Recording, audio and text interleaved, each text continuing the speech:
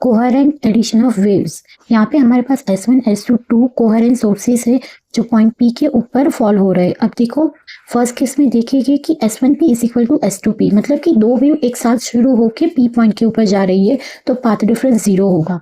Phase difference है phi is equal to kx, k होता है 2 पाई बाई लैम्डा, x की वैल्यू 0 है तो हमें फेज डिफरेंस में मिल जाएगा 0। अब देखो S1 के लिए equation of displacement a cos omega t, similarly Y2 के लिए भी a cos ओमेगा t, क्योंकि फेज डिफरेंस 0 है, नेट डिस्प्लेसमेंट होगा 2a cos ओमेगा t। यहाँ से जो मैक्सिमम एम्पलीट्यूड मिला मुझे वो 2a होगा। अब इंटेंसिटी होती है प्रोपोर्शनल टू एम्पलीट्यूड का स्क्वायर, तो यहाँ से I max मुझे मिल जाएगा 4 times the I not. Okay, तो ये मैक्सिमम इंटेंसिटी है, means this is the condition of constructive interference. Similarly second case में हम देखेंगे कि S1P S2P माइनस S1P है 2 लैम्डा, मीन्स दो वेव के बीच में 2 लैम्डा का डिफरेंस है, तो पाथ डिफरेंस हो गया 2 lambda. Phase difference again calculate using kx, phase difference मिलेगा 4 पाई।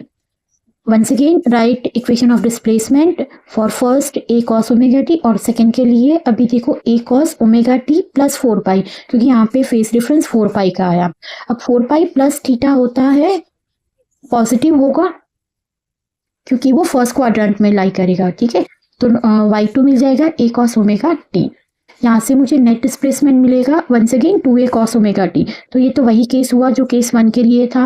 मैक्सिमम इंटेंसिटी फिर से मुझे मिलेगी 4 times the I naught, where I naught is the initial intensity. तो ये भी अगेन कंडीशन हो गई फॉर कंस्ट्रक्टिव इंटरफियरेंस।